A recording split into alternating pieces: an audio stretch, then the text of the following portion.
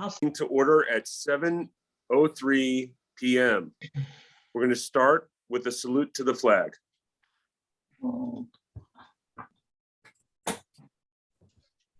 I pledge allegiance to the flag of the United States of America and to the republic for which it stands, one nation, under God, indivisible, liberty and justice for all. Please join me for a moment of silent reflection.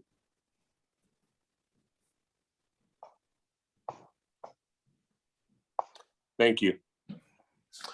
Sunshine Law notice. In accordance with the provisions of the Open Public Meetings Act, public meetings may be held in person or by means of communication equipment to include streaming services and other online meeting platforms.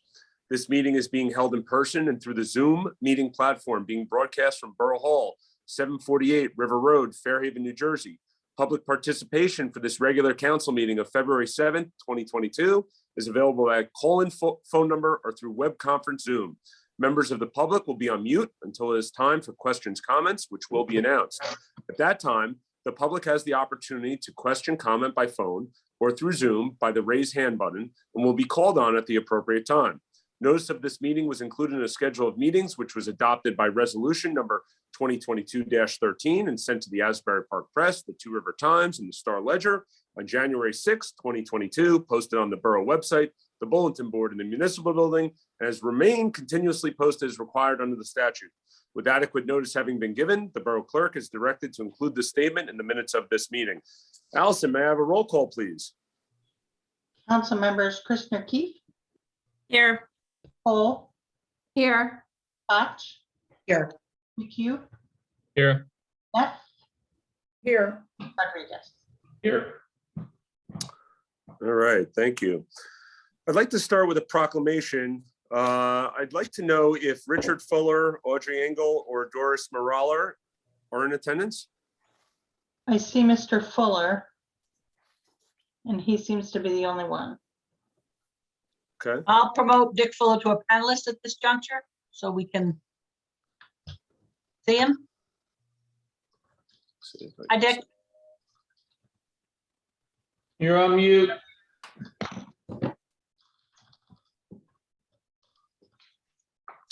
Mr. Fuller, you are on mute. I don't know if you can take it off mute. You want to find the, oh, He's there we good. go. All right, thank you for joining us. Yeah, and before I get into this proclamation, I think we all owe you a debt of gratitude for your years of service on the Fairhaven Fields natural area. I'm going to read this now to you, and I will be going into the office this week to sign it, and we will present it to you in the next few days. This is a proclamation of lifetime membership to the Fairhaven Fields Natural Area Advisory Committee. Whereas several borough residents have been active members of the Fairhaven Fields Natural Area Advisory Committee and have been a vital part of educating residents on the value of native plantings, the area's history, as well as leading the way to care for and maintain the natural area as follows. Doris Moraller, appointed January 1st, 1987. Audrey Engel, appointed January 1st, 1989. Richard Fuller, appointed January 1st, 2003.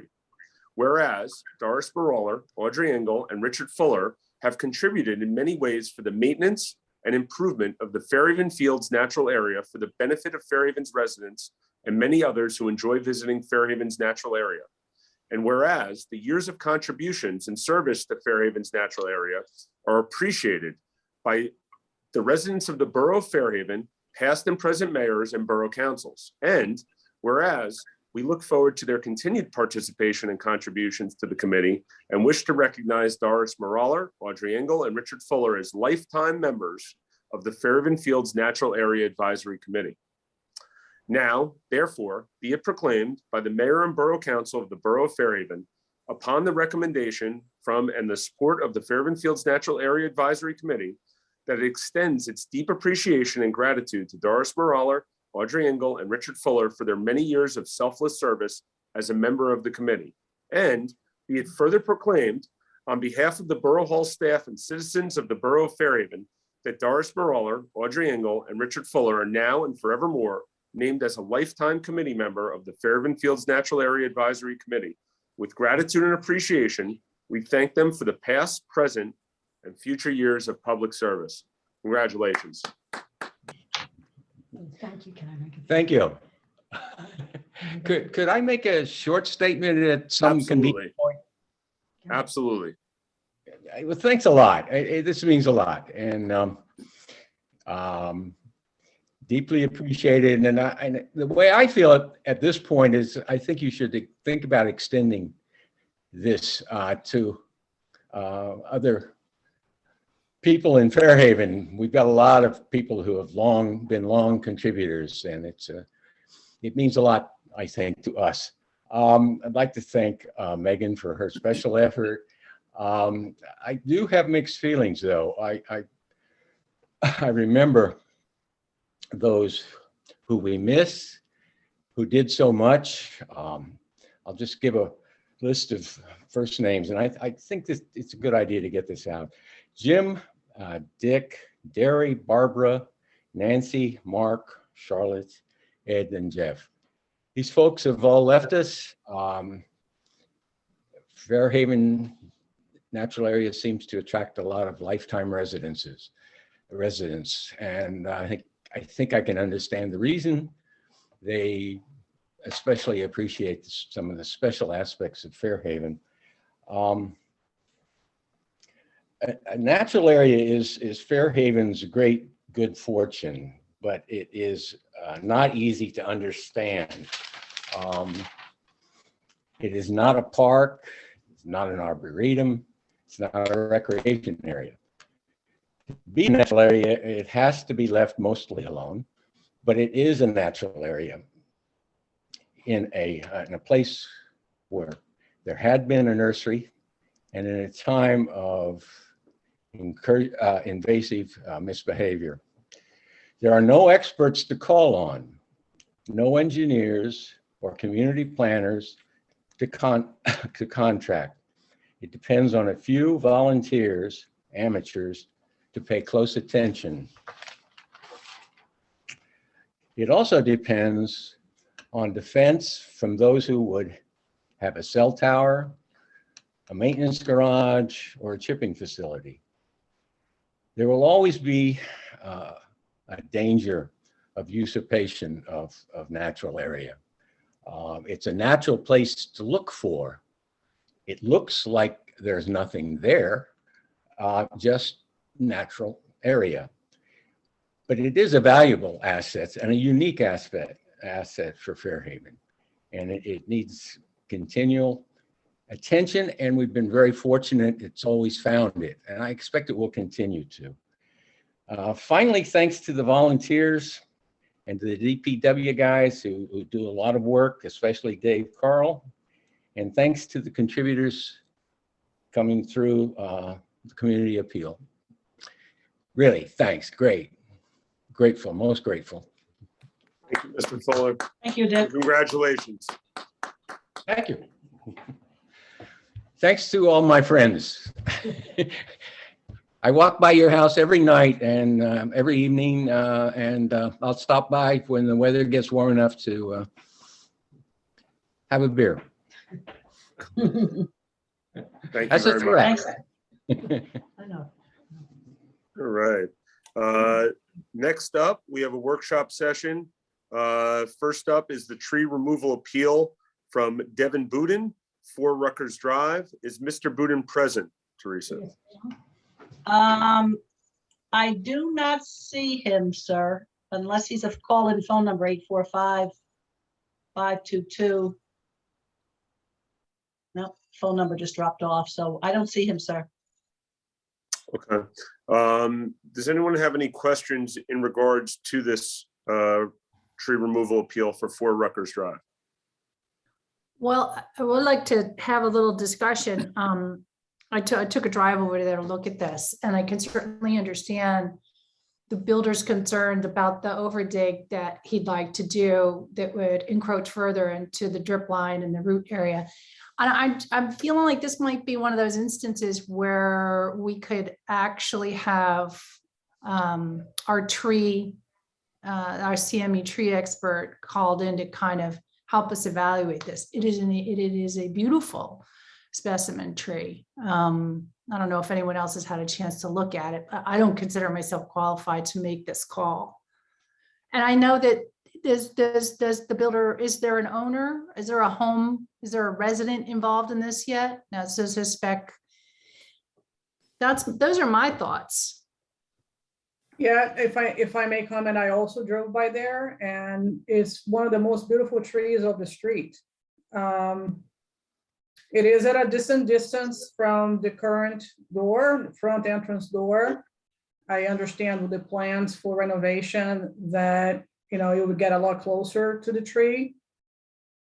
I would support an idea of maybe trying to see if there's any way to save it. If not, I just wanted to make the comment that maybe that's, like the land use committee has been meeting about, trying to figure out whether we want to make improvements in zoning ordinances. And one of the discussions that I asked the land use committee to include is discussion on trees. So I asked for the members of the Shade Tree Commission to get together with some of the members of the land use committee so that we can think about the trees as part of the zoning issues that we are talking about. And maybe this is a good example where, there are probably 10 different ways you can build a beautiful home. It would be nice to have a tree like that accounted for when you are looking to renovate. Maybe plan it in a way that would possibly save the tree. So just as a thought, maybe encourage more of that to happen in town if possible, to account for that when talking about these home renovations or constructions and planning or zoning. So it's a really beautiful tree. Mayor, may I say something? Absolutely. I would have to agree with Councilwoman Cole and Councilwoman Neff. I'm wondering if they could hold off on removing that tree. It's a beautiful tree.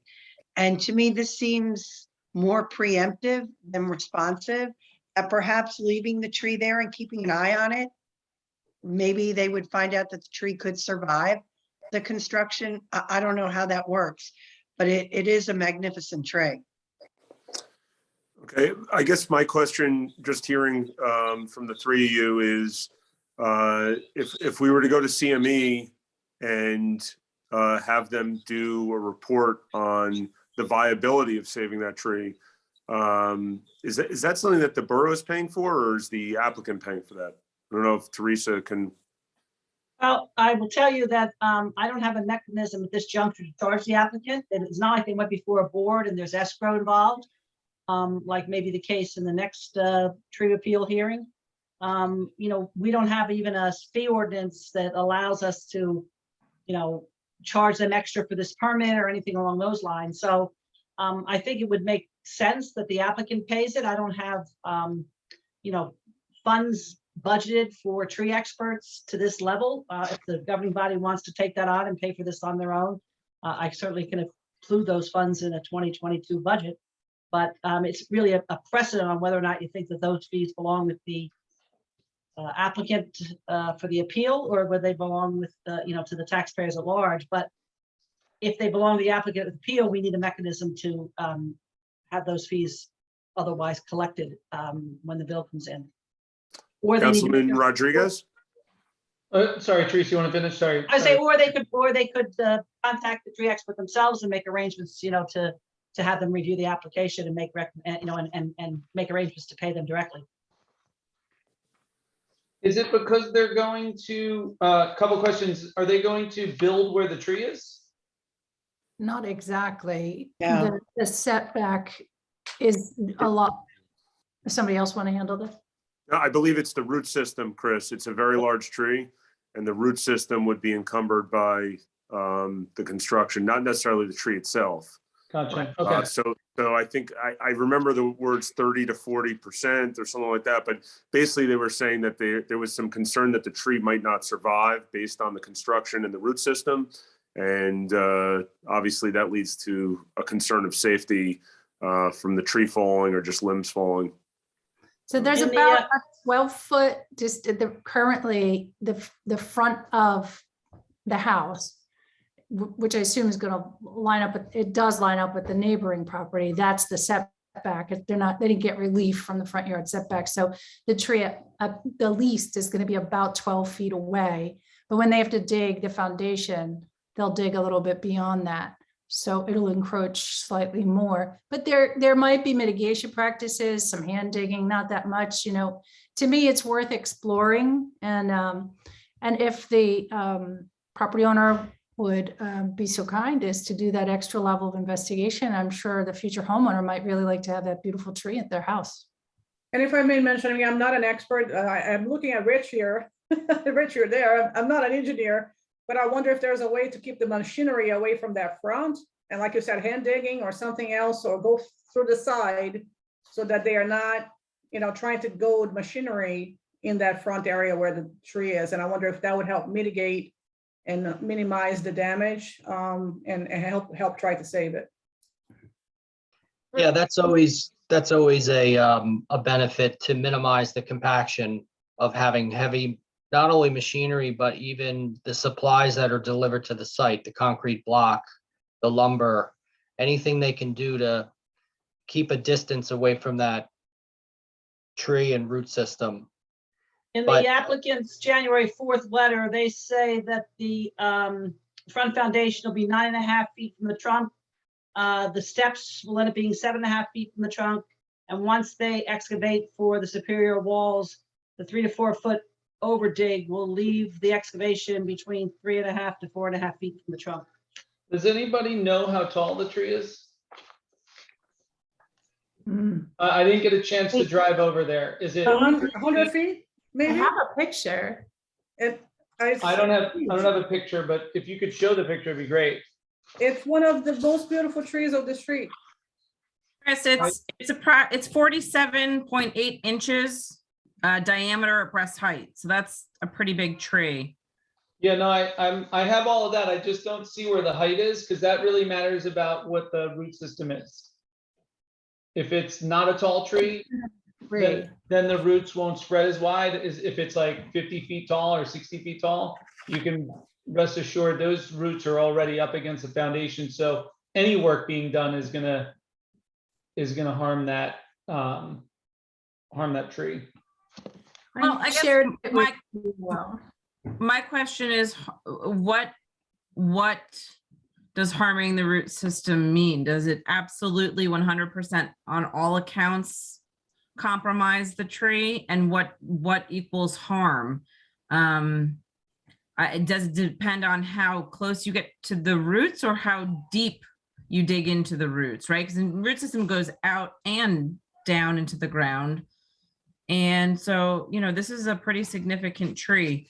Yeah, it looks like it's about 45 feet tall. Thank you, Tracy. I appreciate that. I'm just gauging it off of the height of the house. And the house it's a one-story home. It's probably about 15 or 16 feet at the top of the roof line. So it looks like it's probably about 50 feet tall. The roots, any construction that goes on there, anywhere remotely close, I'm sure those tree line, the roots of a tree generally reach out to the end where the branches come out so that it can get rainwater. So they're going to reach out and not be covered. And so that looks like those trees branches are going out toward the edge of the house. So that means that the roots are probably going almost that far. I'm not a tree expert, other than I spent a heck of a lot of time on the Shade Tree Commission, so and protecting trees. The question I have, and I think it's been answered already, what will we have the tree experts do? And it sounds like we just want to see what the viability is of saving the tree despite whatever construction's going on. Well, and mitigation practices as well. I think to Rich's point, taking special care, perhaps there's a few extra things they can do. I know hand digging is a method of minimizing, So- damage to trees. I'd like to make a motion to not decline or deny this request for appeal, but rather go back to them and see if they'll do a bit more work before we, weigh in on getting a tree expert or not. My this only way- question, Go ahead. no, Chris, I like your idea. The only question I have on that is when you say have them do more work, if I'm a homeowner, I could probably find any professional, I could go to 4 different professionals until I get the answer I want to provide to the council.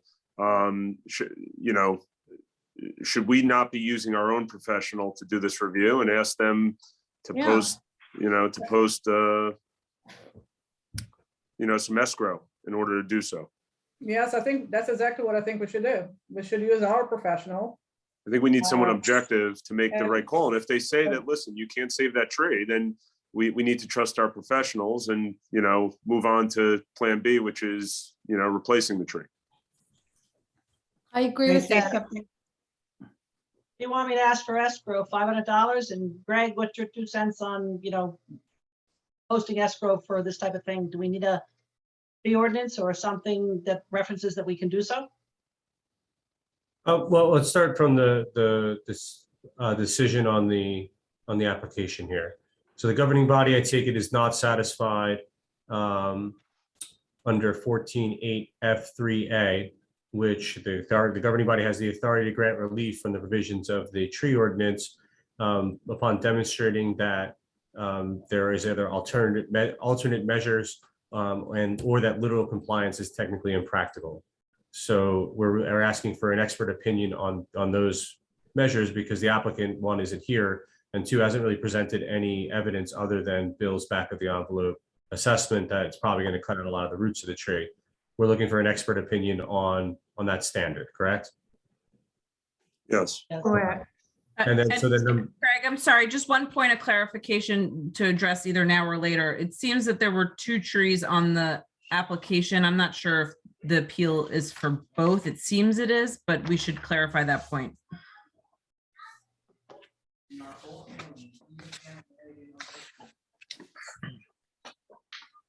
I'm sorry, Betty Ann's letter of December 23rd says the trees you are requesting to be removed would violate our tree removal ordinance regarding, and then it says regarding the tree being a significant specimen tree.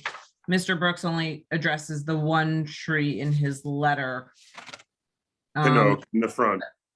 Correct. So are we sure that the application was denied just for the 1 tree and the other tree is approved, or do we not know? I believe he denied both because he's saying that if it were to be approved, they owe $50, which is $25 a tree. And they Understood. have to install 2 4-inch diameter breast height deciduous shade trees if Okay. council proceeded. So this is as to both, because if 1 had been approved and 1 was denied, then it would have been a $25 fee. Okay.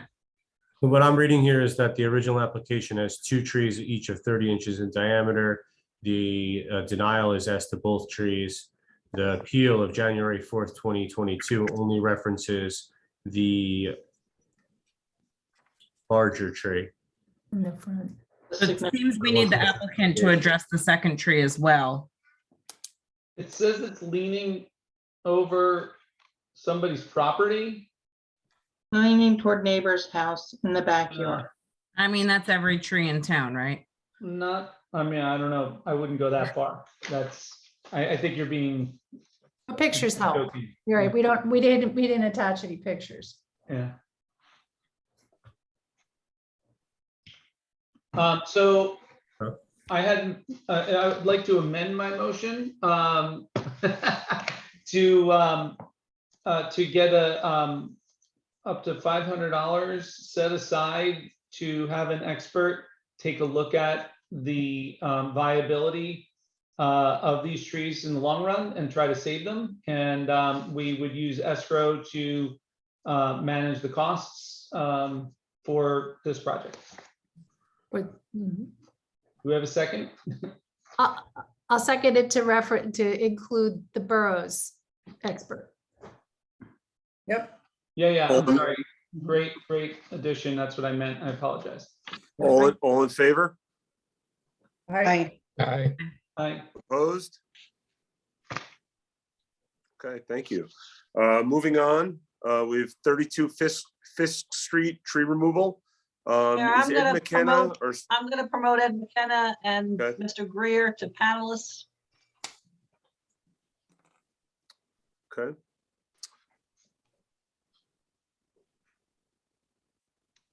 Are they on, Teresa? They're coming. I can see Okay. Mr. McKenna. I think we're here now. Hi, Mr. McKenna, how are you? Good evening, Mayor. Good, thank you. How's everyone there? Doing very well. Thank you for asking. Good. So we have this 32 Fifth Street.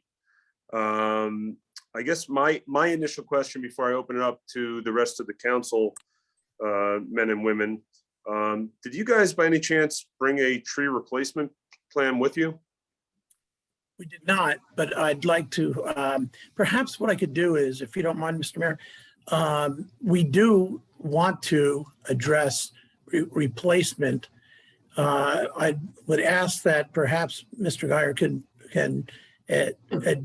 enlighten the council as far as what the construction steps are, because without completing that, virtually everything that would have been involved here would have had to be removed anyway. So what we're hoping to do is to, at the conclusion of construction, present to the borough a plan that would be subject to the approval of the borough engineer, or if you would choose to, the planning board. But perhaps if Mr. Guyer can give you a historical review of what transpired here, that might be helpful. I mean, he's welcome to do that. I certainly don't want to waste anyone's time with this either, though. I understand. You know, from my perspective, we're looking at two options here, and if other councilmen or women have different ideas, I obviously encourage them to share them. But, you know, at this point, you know, we're looking at it in two ways. Either it's a violation at this point, which, you know, ends up in a summons and you go to municipal court, or if we were to adjourn this by consent, you could put together some sort of a tree replacement plan, bring it back to us, and then we could reconsider your appeal. And that's kind of how I see it. I don't know if the rest of the members on the dais would like to hear the historical background. I mean, you're welcome to let me know, but that's kind of where we're at. If I may comment, I mean, we all Sure. we all read the letters here. There's a lot of information that has been provided with a long history of what happened and who talked about what and who said what. I really would like someone to explain to me how the land was clear cut. And who gave permission for that? That's the first question I have. Sure. Mr. Mayor, if that's what the governing body would like to hear, I think Mr. Guyer is prepared to speak to that. Sure. Absolutely. Okay. Sure. Can everyone hear me? Yes. Okay, great.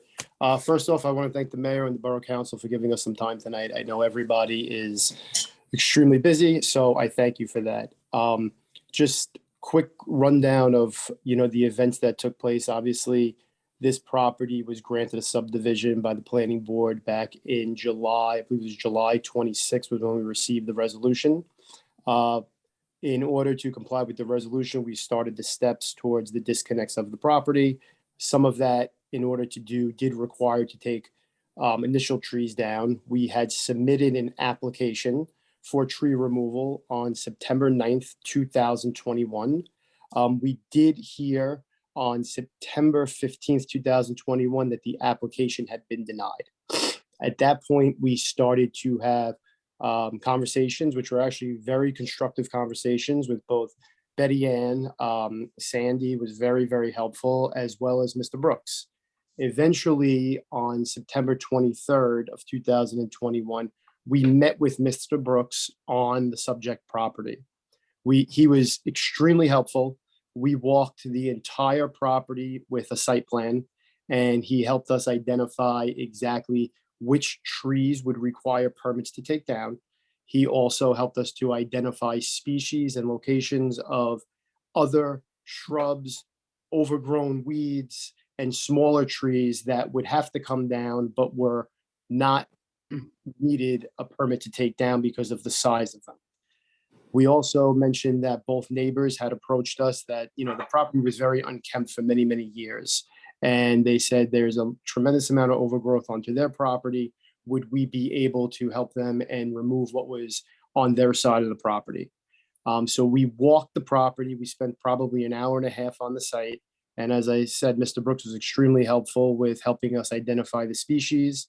And we put together a site plan to depict essentially everything that was going to be come down, whether it needed a permit or not.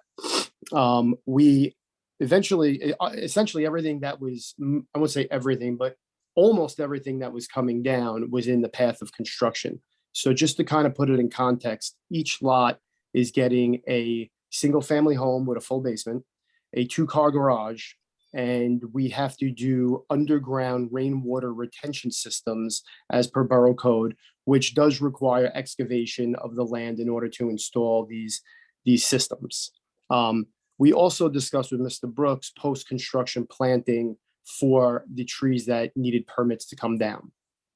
So on September 24th, the following day, we submitted a revised application with a detailed tree and brush removal site plan. On September 29th, we received a tree removal permit approved and a letter from the borough kind of also depicting some of the stuff that we had discussed. At that point, we picked it up, we paid our fee and picked it up and executed what we honestly believed to be the agreed upon plan that we discussed and presented. Obviously, the issue of the compliance with the tree permit has continually come back as not satisfied. Since then, my engineer has provided, I believe, to Mr. Gardella's office, a revised site plan with landscaping to detail 4 replacement trees that would be, I guess, considered street trees, along with typical landscape beds to the left and right of each property. And, we are happy to provide that to you, but I do believe the borough does have it. I started my company 10 years ago, and I take a tremendous amount of pride in every project that we work on. And I can assure you in no way was I or my team ever looking to disregard any borough code or take shortcuts. We simply followed what we thought were the appropriate steps in order to execute the project as it sat on the proposed subdivision site plans.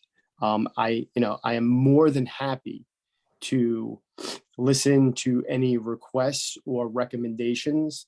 My goal here has never been to provide the borough with something they're unhappy with. I would like to execute my project, get the houses built, and have a beautiful property that the neighborhood is proud of.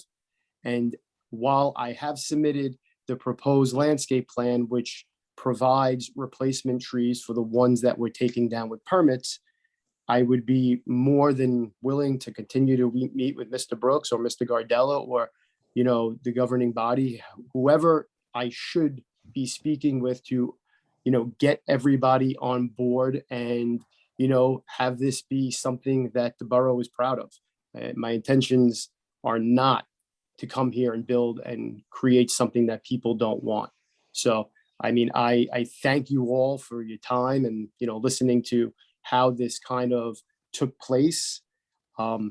I clearly would like to move forward with the project. This has been some time that I am waiting for resolution compliance, and I am willing to, work with whoever the appropriate person is to execute something that is compliant with the resolution and makes everyone comfortable with what's going on. Mr. Mayor, if I might, I think I don't mean to characterize from Mr. Guyer what he's already advised you, but essentially what I understand, and he and I spoke earlier today, is that he is willing in the area where it was, where the area of concern, so to speak, as far as the clear cut is concerned, he would be willing to substitute in that location anything that the borough thought was appropriate. He doesn't want to speculate. He would like to submit a plan that if the borough said, fine, that will work, then that's what he would like to do. But because he was under the understanding that from his meetings with Mr. Brooks, he thought he was compliant. And coming into tonight's meeting, once again, in discussions with Mr. Geyer, he's saying, I just want to get going here. He is going to have to, and this is what he indicated earlier. He will have to, in the midst of construction, be disturbing the soil for the greater portion of both lots. So what he would be more than willing to do is to withhold any certificate of occupancy for either of the properties until he submits a plan and executes it as far as what the municipality would want in the area that was clear cut. And I'm offering that as an alternative to the borough so that we can move forward.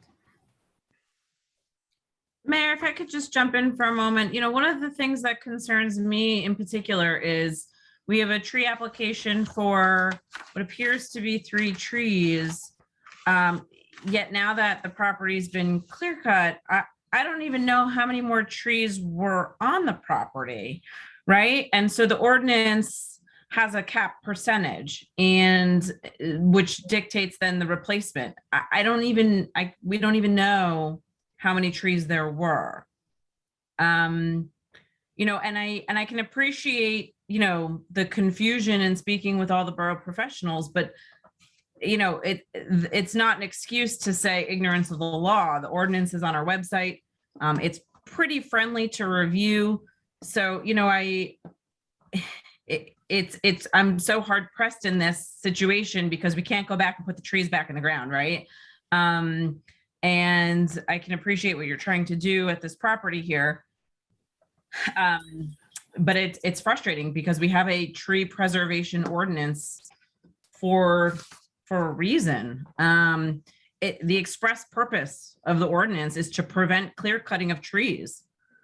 So, Yep. It puts us in a very tough position. And quite honestly, the appeal itself is for those 3 specific trees. The rest of the trees, there's been no application for them effectively. So, hearing this is on the trees that you had approval to cut. The application itself is for trees that we don't even know how many there were or where they were, and there's been no application for them. And I would just like to say, Megan, I may have this wrong. Maybe Greg will overrule me on this. It's kind of hard to hear an appeal on trees that no longer exist. So that's what led me to my initial comment, which is, either this is a violation and a summons and it moves to the municipal court, or we can adjourn this by consent. You could put together the tree replacement plan, and then we can reconsider the appeal, going back to the beginning, if the council members are willing to do that. Those, in my opinion, those are the 2 options that we have before us. Is that accurate, Greg? Yes, essentially, yeah. I mean, that's the difficulty here is it's kind of cart before the horse, so to speak. So it's really a retroactive appeal because the trees are already gone. It's not like it was issued. So the work is already done. However, I mean, Greg, May I address that? Oh, I'm sorry. I want to know if the construction can be stopped until we are able to see an actual plan for the trees. Well, may I just take a moment back and my understanding is, Excuse me, ask the question to Greg Cannon. I'm sorry for interrupting. Okay. I apologize. Forgive me, Lillian, I forgot your question now.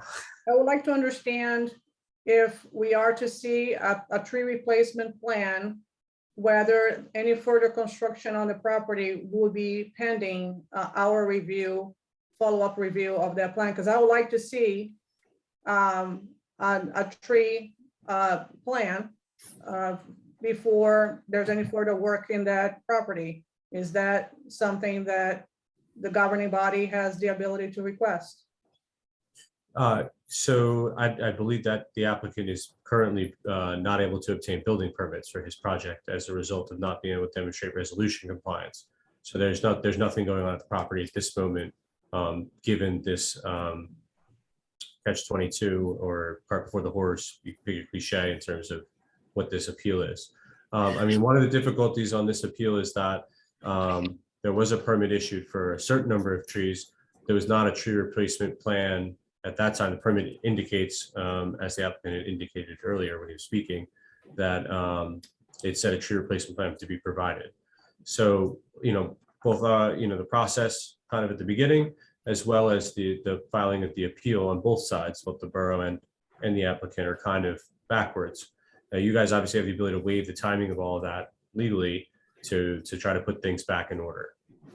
And so that was the mayor alluded to. You can go that route and try to work with the applicant here to resolve this appeal.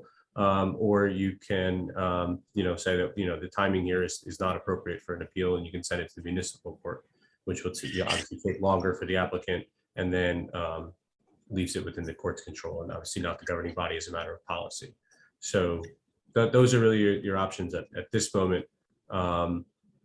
If I've clearly the applicant and obviously the borough, and I'll leave this to the administrator, it's her purview as to whether our experts meet with the applicant to help them develop that or not. But he's obviously requested that as well here. Yeah. Me, I'm sorry. I'll just make a comment, and I did review everything very carefully, and I appreciate the time that you're taking to come here and explain the process as you understand it and the events that occurred. And, but at the end of the day, my assessment of this is whether you had, what was your wording? There were some initial trees to take down when you had to cut the utility services for initial demo, I suppose. That was not permitted. At the end of the day, you cut every tree off the lot. Also, this is not, you didn't have permission to do that either. So we have a clear-cut lot, which is strictly prohibited in our current tree preservation ordinance. And it seems to me, no matter what, you're going to have to produce a landscape plan, one that meets or satisfies the borough. We'll just set that aside. But you also have violated our law. And you should know that you happen to have done this at a time when we are seriously examining our tree preservation ordinance with the intention of taking better care of our trees. So we're acutely aware of these kinds of situations that are happening in the borough, and we're trying to rectify them. So I see it as two things. We are going to need a landscape plan from you, but in my opinion, we have a clearly worded ordinance that specifically prohibits what you went ahead and did. Yeah. Thank you, Councilwoman. Councilwoman Neff? I was just gonna say that's exactly the type of example of what we don't ever want to see happen in the borough. I'm sure that if you met Bill Brooks, you must be aware when you spoke with him that you cannot clear cut the property, and our ordinance is quite clear about that. I don't understand how there was any misunderstanding about it. Okay, I mean, I think that I would definitely like to, maybe we could all speak with Mr. Brooks, and if he was able to be on a call with us or meet with us and have a discussion about what we spoke about on the lot. As I said, in no way was I trying to get away with something. That's not the way my company runs. And I could see your position on this, and I understand that. As far as the trees that were, we said we don't know they're down. We did, and I don't have it with me because we handed it into the borough, but we did hand in a site plan, and maybe this could be helpful towards understanding replacement if, to what capacity is needed. We did hand in a pretty detailed site plan, which depicted trees, bushes. When I say trees, I'm going to say trees that I was told are under a certain circumference, so they didn't require to have permits to remove them. But we did do, in my opinion, a very good job of depicting what was where, how many trees or bushes that were there, that were coming down, that were not deemed to need permits. And it is on file with the borough. So I think if we're moving towards a situation where you guys would like to see me do more than just the landscape plan that we had provided to Mr. Gardella's office, which show replacements of 4 street trees. Maybe we can work together to look at that plan that we have provided that shows what was taken down, what was removed, what was brush, what was weeds, what was, smaller trees, in order to make the board, I guess, happy with what's there. Like I said, truly did work weeks with both Betty Ann and Mr. Brooks to get this application approved and work to show what we needed to do in order to build this property. And I honestly will stand by the fact that everything we did was in good faith, and everything we did, we honestly felt was approved by the borough. So if it helps identify what the council might want to see in addition to the plan that I had submitted, my engineer submitted to Mr. Gardella a few weeks back that show replacement trees, street replacement trees, I think maybe that could be a starting point for you guys to kind of get a feel for what you think needs to be replaced in addition to that. If that's something that is satisfying to the board, I have no problem, meeting with somebody, sitting down and getting a better understanding of the trees that did not require permits to come down. If those or some of those need to be replaced, maybe that's a starting off point to help satisfy, this dilemma we have here. Maybe perhaps I could address it in another way. If I'm hearing Mr. Guard correctly, what he's trying to establish for purposes of this meeting is that it is his understanding he did not take down any trees that would have required a permit, and I don't know about the ones in the front of the house, but certainly as far as the area that's clear cut. But on the other hand, if it is the desire of the governing body to resolve this matter with Mr. Guyer directly, perhaps the best thing to do is for us to come up with a plan. We'll adjourn it tonight. We'll come up with a plan. And if we can review it quickly with Mr. Gardella's office, and Mr. Guard, please, you have every right to cut me off or do whatever you want to do, but I'm just thinking to accelerate things, to come up with a plan that would perhaps reestablish the definitive line at the rear of the property, whether it be arborvitae's, whatever the case may be, to move this along. Because I know that one of the things that the borough wants to do is they want to ensure that that area that was clear cut is somehow or another, if I'm hearing correctly, and please understand, if I am incorrect, please let me know. But if I am correct, you would like to see that area replenished. That's probably a good word. And if that be the case, then we need to try to resolve that.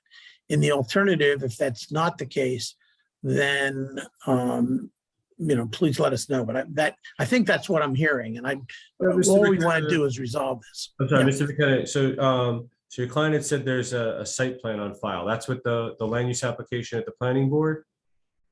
I would believe so. I know it was handed in, the Betty Ann was the one who we had handed in the original application, and then the revised application with the site plan that depicted not only the trees that required permits, but in addition to that, any smaller trees, brush. It was an existing condition survey, basically, at that time, Correct. which addresses the prior question from one of the councilwomen about the existing conditions. And the other thing is, this isn't really a matter of wishes or desires of the board here. There's standards in the ordinance, so that and we don't have in front of us here at this hearing at this moment that site plan with the prior existing conditions, because there's replacement conditions within the ordinance. So matching those two together would go a long way towards developing a tree replacement plan. Okay.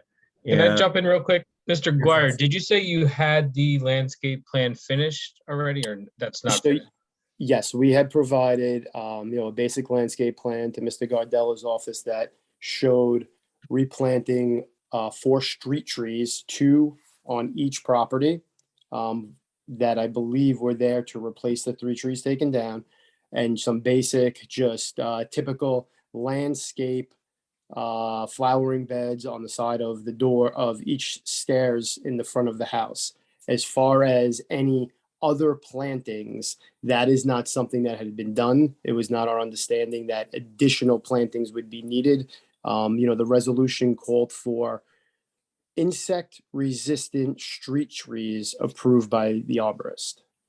That's what the resolution called for as far as the planting of trees. My concern is when you're saying what it calls for, you're making it sound as if you didn't knock down all of these trees. So there would be more trees on your lot if you hadn't knocked them down. The picture I saw today makes it seem as if there's not a single tree or bush on the entire lot that's left. Is that accurate? No, it is. It's accurate. I'm not trying to depict that we didn't. Right. What So I the would say ordinance, so the ordinance clearly says that you need a permit for clear cutting areas more than 20% of the total trees on a lot. You did 100% of the trees on a lot.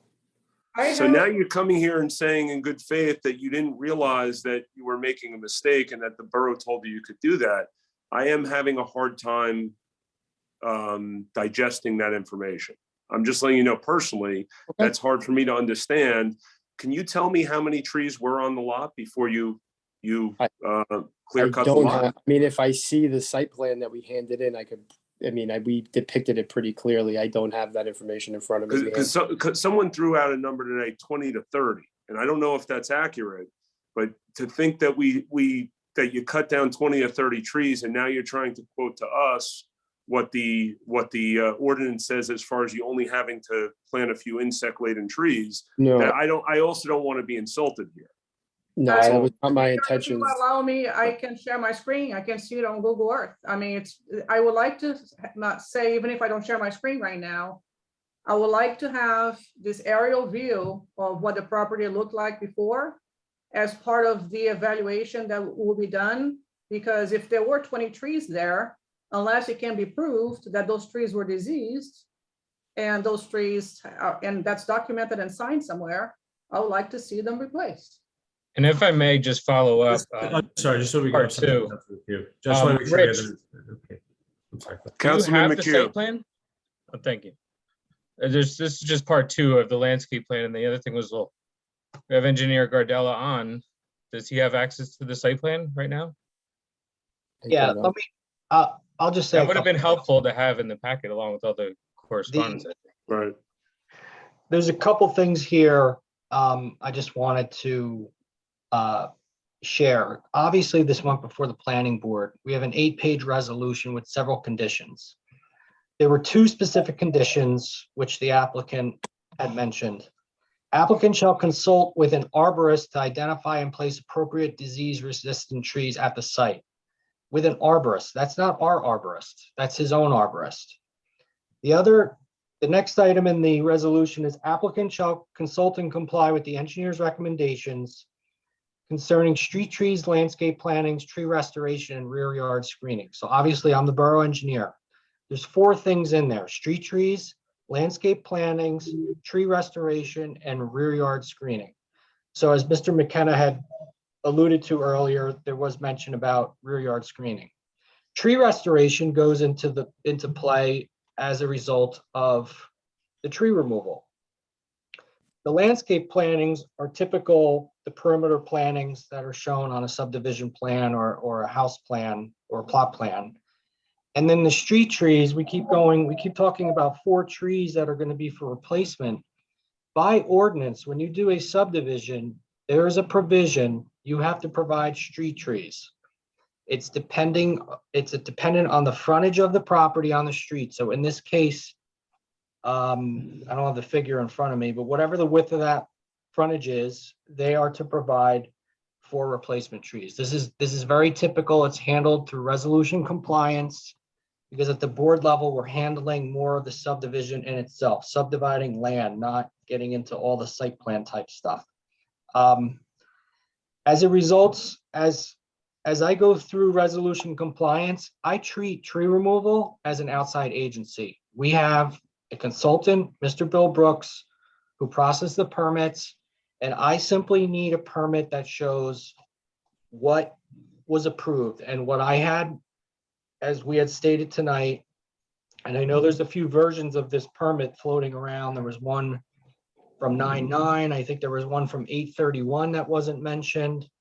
There was one that was submitted and revised on 9/24, et cetera, et cetera. In my opinion, this is the last item that needs to be addressed for resolution compliance. What I don't have in my possession is I have an approved tree permit and obviously a site visit to pick something different. And that's why we're here tonight. The plan to answer your question, Councilman McHugh, there was a plan recently submitted that does depict those 4 street trees for the subdivision. It does show some plantings for in and around the proposed houses. But what it's still, and usually it is a separate plan, we do not have what's considered that replacement plan. And I know the approval had said something that it's coming, but we don't typically like to wait on that type of stuff because the construction begins, for whatever reason, things aren't followed up with, and then the builder or the applicant is ready to get a CO, and all of a sudden everybody's scrambling because we don't have a replacement plan. So those are my comments on this. And I There, wish. I'm gonna add one thing. As Rich Gardella pointed out, there were multiple applications that were revised for this, but I find one of the most interesting pieces when I went through them today. There was a proposal from Atlantic Tree that was submitted with the original application, which came in the borough on 8/31. And it lays out to remove all the trees on the property and grind stumps. And it lists the equipment to be used, et cetera, et cetera.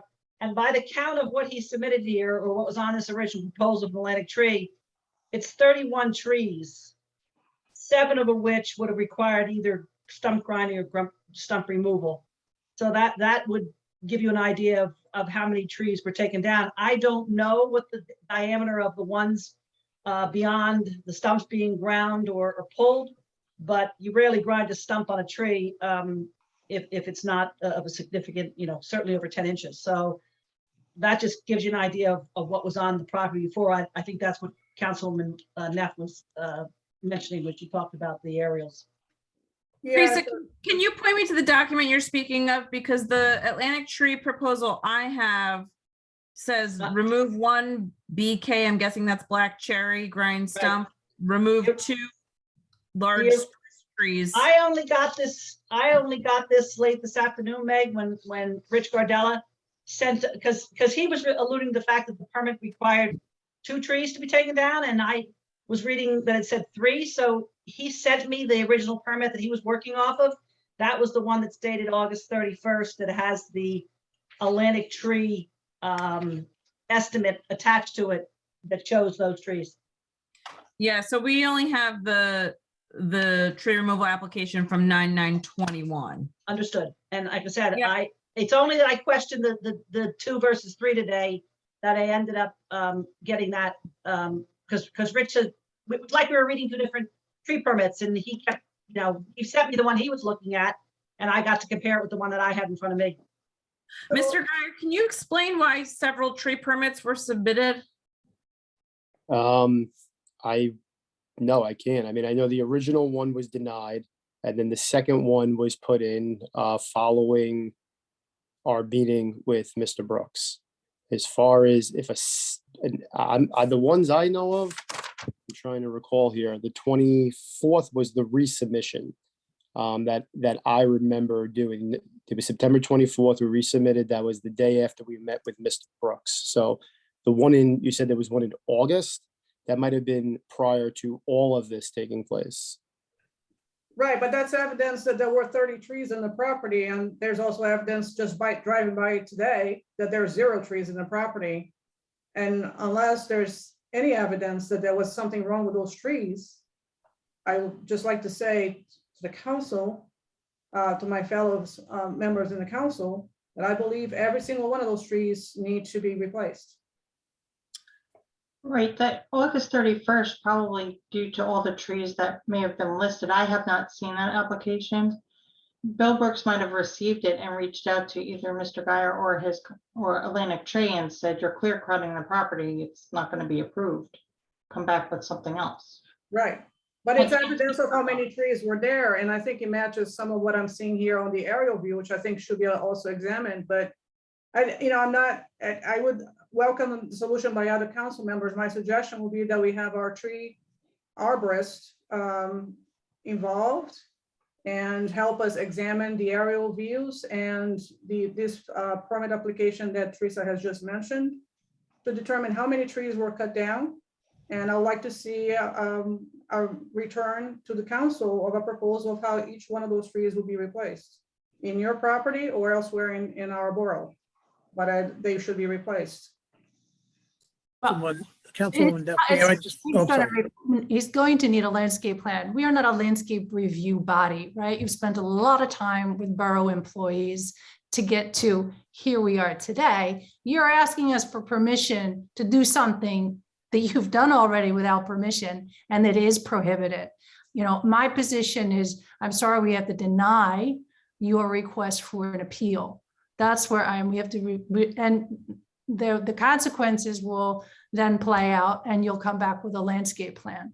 So I don't know if we need to continue the discussion, if there are more aspects of this that we need to talk about, but I would move to deny the appeal and look forward to receiving Councilwoman Cole, sorry to cut in. Are you saying that you want to deny the appeal, or do you want to adjourn this and wait for them to, and you can reconsider it if they put together a tree replacement plan with additional information?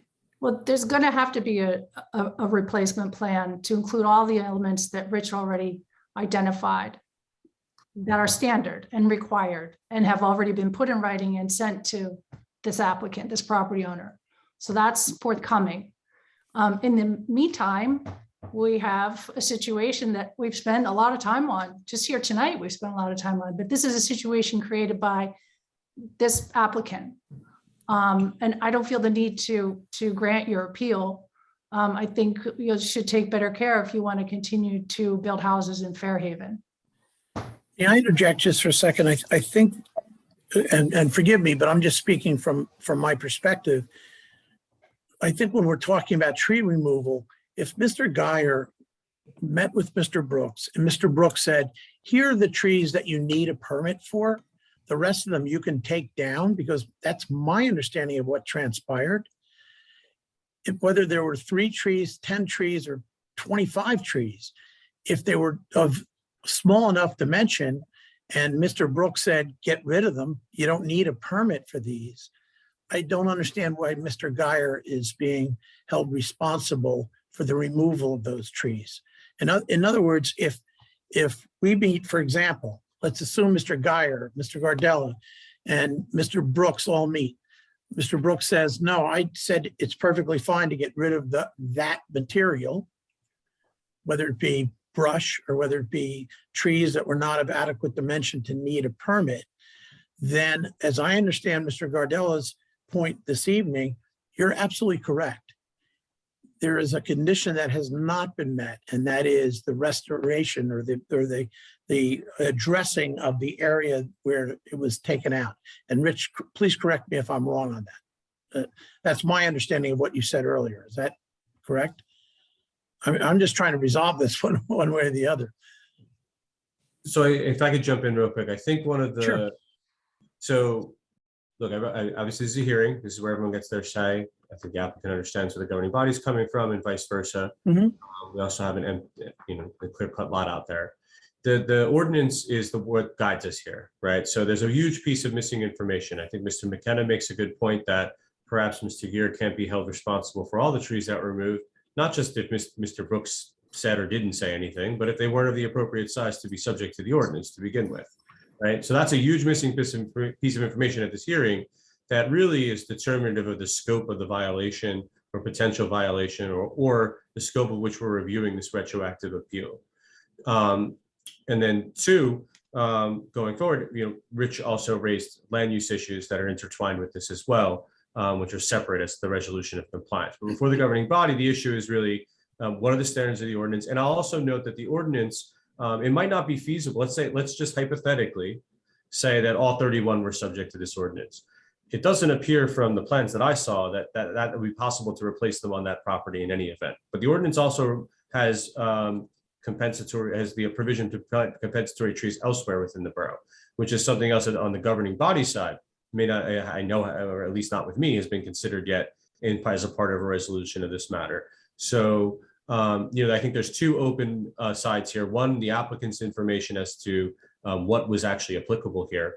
It's to your point, Mr. McKenna. And then on the flip side, as to Ms. Cole's point about, what she espoused as an egregious violation of the ordinance, there are measures within the ordinance to deal with that as well, that I don't think the governing body is considered as a group or what that might look like. So I think those two pieces of misinformation prevent us really from deciding the appeal or the borough presenting a reasonable solution that would move this matter forward at this moment. That's how I feel, Mr. McKenna. Of course, you have your say, and then Mayor, you're chairing the meeting here. So Mr. McKenna disagrees with me. Of course, he has his say as well. Due process. Councilman, thank you, Greg. Councilman Rodriguez? Yeah, I just took a look at the ordinance. In the second sentence of the ordinance, under the purpose, it says the purpose of this section is to prevent clear cutting of trees on privately owned properties in the borough.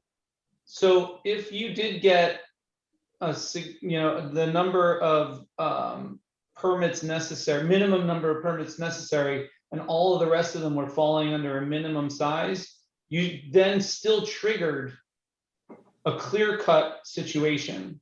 So if you read the second sentence of the ordinance, which is attached to the application, the tree removal application, it's on page 3, then you would not have cut all of the other trees in addition to the ones that you got a permit for. So whether you were allowed to piece it together to clear cut the property, it's just not in the spirit of what the ordinance and what this town is about.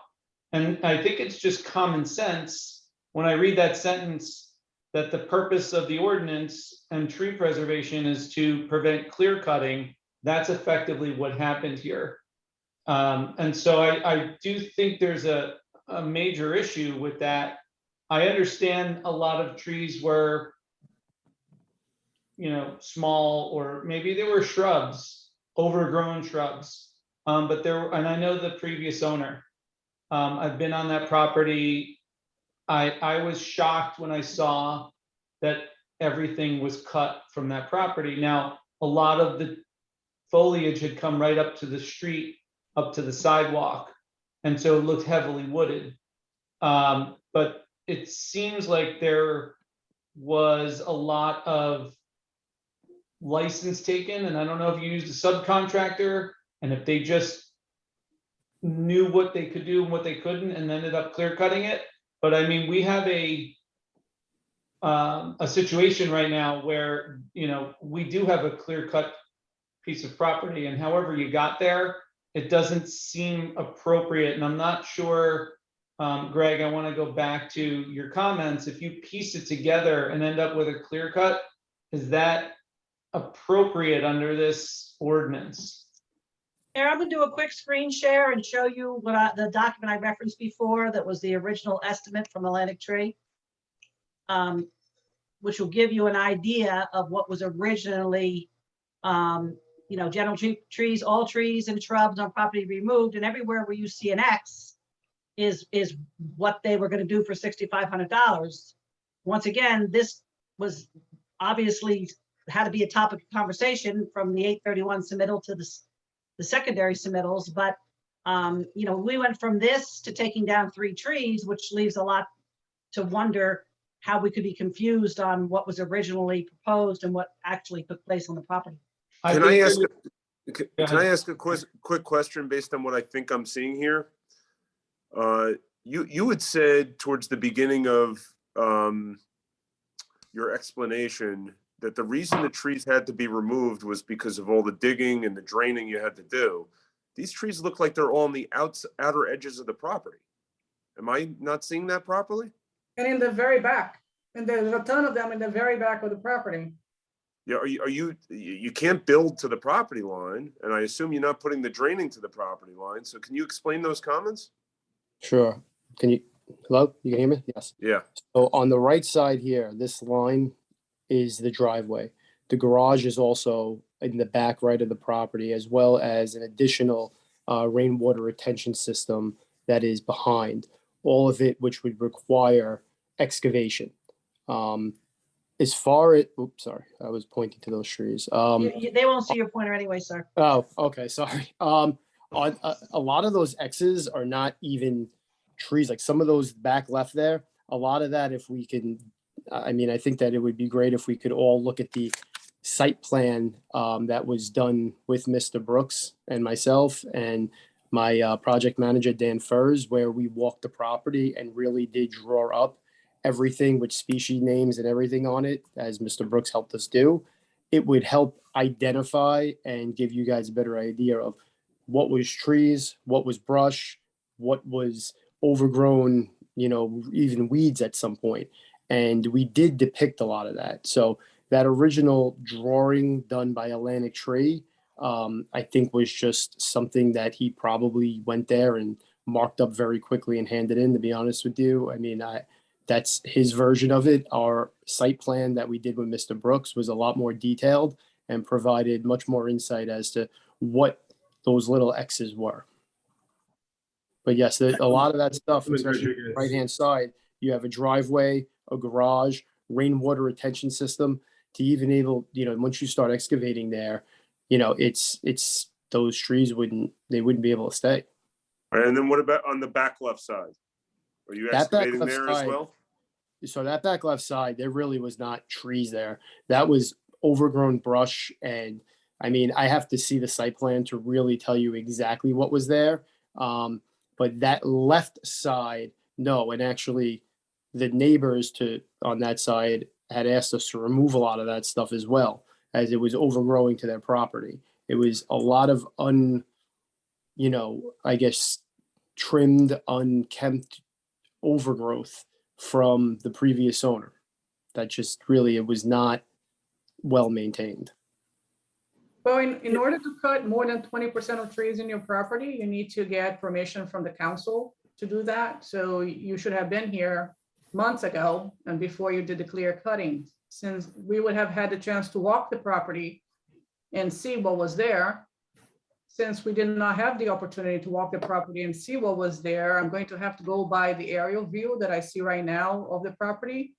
And I accept what Greg Cannon has suggested, that we need to look at the information in more detail, whatever is available at this point about the condition of the trees. But I would just say that I still want very clear explanation about what was there. And in the absence of that explanation, I would take the approach that those trees that are not explained for or accounted for correctly were subject to this ordinance and therefore need to be replaced. So I just want to reemphasize my point, which is in the absence of information, if it's not something that will meet our requirements for clarification, I would assume every single one of those pieces are of trees that would fall under our ordinance, since we did not have the benefit to be able to walk there and see it before you clear cut the property, which is absolutely not allowed. It's not I allowed in understand. Fairhaven. I completely understand your position on this, and I'm not gonna continue to defend it. It's something that if I should have, I guess been a little bit clearer with when I'm talking with Mr. Brooks about it. And I would just say at this point, if you tell me who you would like me to work with, whether it's Mr. Brooks, Mr. Gardella, both of them, I'm happy to identify a solution that makes the mayor and council happy. As I said earlier, I mean, I'm not here to upset the neighborhood or the board. And if we need to identify a plan that encompasses what we can on my property, that's great. And if it needs to go somewhere else within the borough, that's great. I'll work with you guys to, come up with a solution that is acceptable. And I agree. I think our client's proposal makes sense. I mean, we've spent a great deal of time on this tonight, and I totally understand that the concerns of the governing body. What we want to do is resolve this and resolve it in a logical, reasonable manner. Obviously, with the governing body not having the benefit of Mr. Brooks' advice as well as that site plan, it's very difficult for people to envision what was included and not included. But perhaps with the benefit of Mr. Brooks, Mr. Gardella, and Mr. Geyer, they could put something together, and if need be, it comes back to the governing body. Or, if there are other solutions that need to be proposed, we would be happy to return. But I just think it's important. I know that for myself, from my history as a member of the governing body, if you don't have adequate information in front of you, it's very difficult to reach a decision. And I just think that Mr. Geyer, I know because I've worked with him in the past, he was under one particular understanding that he had with Mr. Brooks. And that's why he submitted the revised site plan. If that was incorrect, and if Mr. Brooks and he had some confusion, or Mr. Brooks provided him with advice that perhaps was not what maybe Mr. Gardella would have given him or something else, that's one thing. I don't think anybody went out of their way to intentionally just clear cut an area without having the belief that he had the blessing, so to speak, of the municipality. So perhaps if we could adjourn this and come up with a resolution that we could bring back to the governing body, that would be what I would respectfully suggest would be the best approach. To the governing body, I recommend that we adjourn it, but I recommend that it gets sent to CME for their review. If that is You want a accepted. motion? Would you like a motion, Mayor? That's what I'm looking Yeah, for. we'll make a motion to adjourn this and bring it to our certified arborist for review at the expense of the owner, because in my mind, and I actually never got an answer on this, but in my mind, this equates clear cutting. And so I don't know that the town should be incurring this expense. I guess point of information on the motion, what exactly would we be asking our arborist to do? There's no trees left to look at. Well, we're not asking them to look at trees that have been cut down, but rather, take us through to a something that we would find acceptable as far as replacement. I'm inclined. I don't know. I understand there's a motion on the table. I guess I think you're Peg. I think that to Chris's point, your tree expert can look at what was there, what was submitted, what was there, what was taken down, look at your ordinance and come back with what they feel the properties can actually, to Mr. Geyer's point, he can't necessarily plant 12 trees or 15 trees in the property, or because it might not sustain that for the long run. So I think your tree expert would have a pretty good advice on what was best for that property as far as trees go, and then what that property could sustain. And then in the alternative, what your ordinance would allow to be otherwise donated to the borough.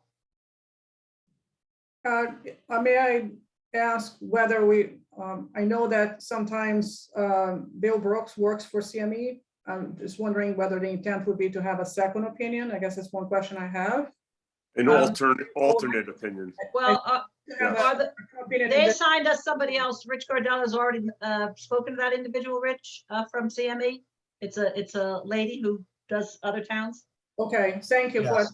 I just wanted to clarify that. And the only other point would be that as before we get back to council, maybe a few of us should be involved. I would suggest, and this is only a suggestion, but it can be anybody else, that perhaps Councilwoman Cole and I, since we are with the Shade Tree Commission, that we have the benefit of understanding what's, what's the plan, or see some of it before it comes back, or it can be anybody else in the council, but I would suggest that there is a Borough follow-up along with Rich, if the council agrees that that's something that we should do.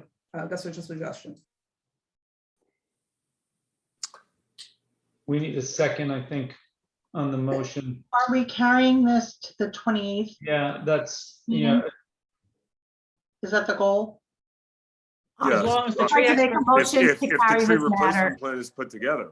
yeah. You know what? Can you review the motion, because it seems to have morphed a little bit? Yes. I would respectfully, maybe let's try this. And I know that there's a motion on the table. Correct me but I'd like to make it a secondary motion that I think we, let me just retract my motion, and then we could put a new motion on the table. thank you. There you go. Councilwoman, all yours. I'd like to make a motion that we adjourn this matter to the next meeting, that Mr. Gardella meet with the applicant, which I know has happened ongoingly, but to make a path forward, and please examine the ordinance for appropriate. I know we're not in the penalty business, but there is my motion. I'd like to make a motion that we adjourn this matter to the next meeting, subject to Mr. Gardella's meeting with the applicant. Can I just comment on that? Oh, well, I think I wrote this in my November 9th resolution compliance letter, that in my opinion, this lot was clear cut, and that the applicant needs to go to this body, for approval. And the reason I write that is I don't have the administrative function to approve anything beyond what that ordinance says. I don't recommend replacement. I only review what's proposed by an applicant or an individual from a landscaping plan, or in many cases, we send it to our borough planner because they handle most of the landscaping matters. And then now newly, we have a certified tree expert at CME Associates. And to Teresa's point, we do have another board matter that is looking for tree removal, and we have sent everything to date to their office for review. So that's all I wanted to say on that. And Billy and I have talked about this. We have met on site when this first came up. We've had letters going back and forth with his professionals, and we are now here at this point in time, 3 months later. So my only point is, if we do, I'm more than happy to meet with the applicant, but it's got to be productive. And I prefer, as borough engineer, that we bring our certified tree expert in from CME. I've already had some initial meetings with her on the phone. That's what they do. And they could provide some insight and guidance, especially as it relates to developing these type of sites, preservation, replacement, definitely. What's going to survive? What is going to last out there? What makes sense to plant out there, given the nature of this project? So that's all I have to say. And I'm going to come back to the original thought again. We have two options here, in my opinion, for a motion. One is that we consider this a violation and it becomes a summons and goes to municipal court, or we adjourn this by consent. A tree replacement plan is put together, and then we can reconsider at the next meeting or whenever after that appeal is put together. And Mayor, if I could. Yes. So I think Councilwoman Cole had the motion correct up until the point. I believe that the appropriate meeting is me and Mr. McKenna with the tree expert to apply the legal standards in the ordinance to an appropriate replacement plan that fits within the ordinance and the authority of the governing body. Do you agree with that, Rich? Yes. I didn't mean to put words in your mouth, Councilwoman Cole. It aligns mostly with what I was saying. I'd like to second that motion. All in favor? Aye. Opposed? Aye. You want to call for abstentions? I didn't hear a lot of ayes Yeah. there. Can we do all in favor again? Aye. Aye. Aye. Aye. Opposed? Okay. Thank you. Thank you, Mayor. Thank you for your time. Thank you, everyone. Take your time. Have a good evening. Thank you. too. Good evening. Okay, next up, moving along, street opening approval requests. The borough moratorium is until March 31st. Nick Perchinsky reviewed and approved for council consideration. James Cady, 137 Grange Avenue, new driveway installation. New Jersey Natural Gas for 102 Buena Vista Avenue, new service installation. We have New Jersey American Water at 30 Laurie Drive, 15 Laurel Drive, 106 Park Avenue, and 62 Hillcrest Road. Does anyone have any questions before I ask for a motion? No? May I have a motion to approve the above requests? Motion. Second. Second? All in Second. favor? Aye. Aye. Opposed? Okay, moving along, 2022 municipal budget update. Teresa. Yes, sir. In referencing local finance notice 2021-24 from Division of Local Government Services, in the state's wisdom this year, they have determined that municipal budget introduction, they call it introduction approval, but basically it's introduction from our standards, would be done by March 31st. And that the adoption of the municipal budget should be done by April 29th. My goal, I've already received all my requests from the various department heads. I've shared them with the appropriate council liaisons where necessary or where it makes sense. Because like I put in my email to the council liaisons, you know, if there's something you want in the current fund budget, or something you want to do this year, you know, it has to be in the budget in March in order to do it in August or September. So this is where we start that process. We take a good hard look at what the governing body wants to put together in your budget for the borough. And then we move forward with that. Once I get the budget, first draft of the budget spreadsheet populated, the CFO has to do some calculations and some various portions of that. I will take it to the finance committee initially, just so they can be the first ones to take a look at it. And then ultimately, I hope to have initial discussion with the governing body, just a generic discussion on 2/28, an actual workshop on the budget on 3/14, with the goal of introducing it on 3/28, which would be prior to the 3/31 deadline. I just want to be clear that this is the current fund budget. It does not include capital expenditures. That is a whole different discussion and a whole different process for the governing body, as you well know.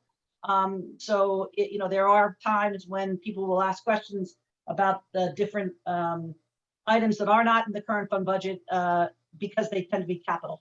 But I can answer any individual questions from any governing body members at this juncture.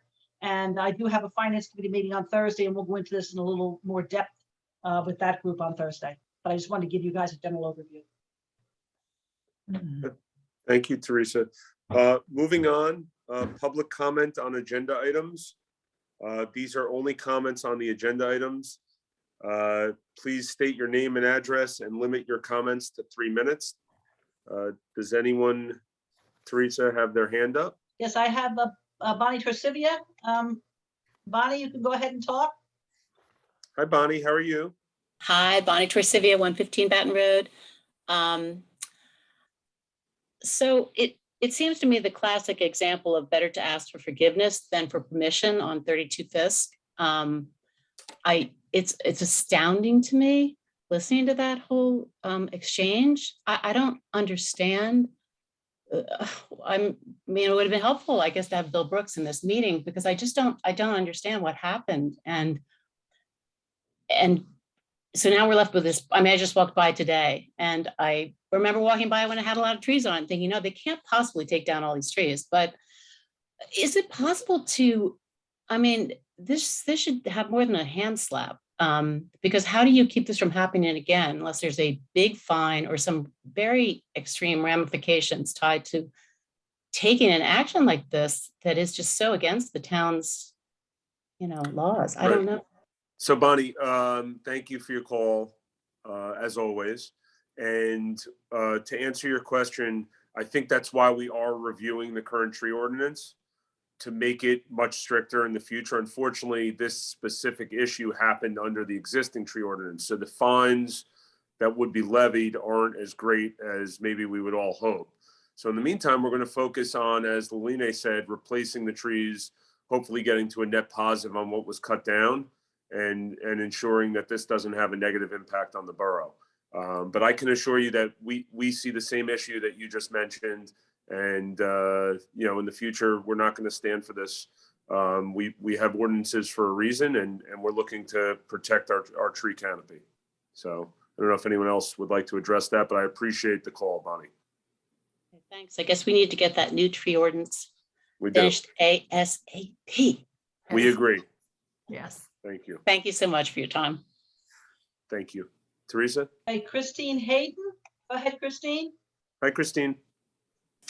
Hi, it's actually Chris Hayden, sorry. Hey, Chris, how are you? Sorry, it does say Christine. Yeah. So question for you. The Sixth Circuit Court of Appeals recently ruled that a tree ordinance in Michigan was illegal. And I believe the case was FP Development versus Charter Township of Canton, Michigan. Has the town actually looked at this ordinance to determine whether it's actually legal or not? Which ordinance are you referring to? The ordinance? Your tree ordinance, the Fairhaven tree ordinance. Is it legal? Yeah. Is my question. Greg, would you like to comment on that? Is Greg? Yes, yes, it is legal. It's a valid enforcement municipal authority. The trees are considered a public trust in New Jersey. Obviously, there are limits to municipal authority that depends upon where that tree is located. Public land, public right of way, or on the person's private property. And the more private the tree becomes in the state of New Jersey, the more leeway is given to the owners to do with that tree what they would like. So I know it's frustrating to people who are conservationists or care about the trees to hear, the resolution or solution or potential compromise tonight.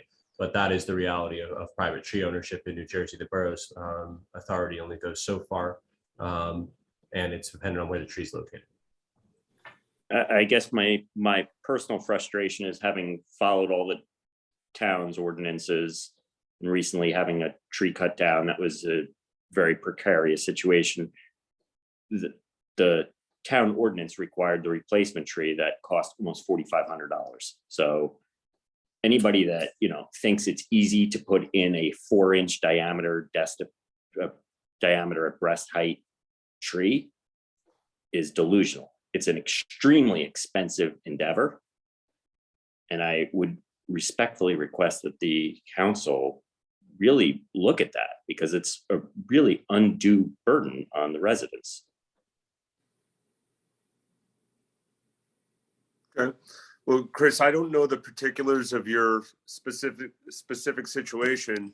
I think I'd like to know them. I mean, that would be information that would be great to hear. So maybe we can connect offline and you can send me some historical data on you cutting down your tree and the tree that you had to replace it with and why it led to a $4,500 tab. Because certainly any information we could use in making a better tree ordinance for the town would definitely be something we would welcome.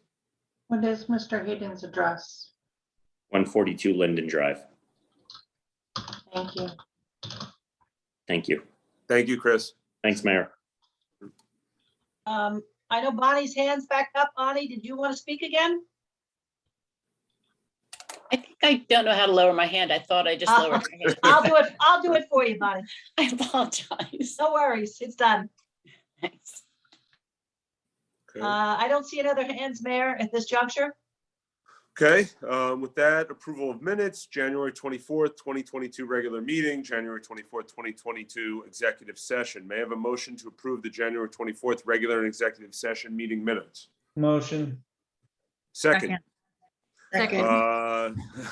All in favor? Aye. Roll call. Opposed? Roll call. Roll call. Roll call. Council members Krishna Keefe, Yes. Cole, Yes. Hodge, Yes. you. Yeah. Neff, Yes. Rodriguez. Yes. Okay, moving on to old business. I'm going to ask in a second if anyone has any old business they would like to discuss, but I have old business to discuss first, if that's okay with everyone.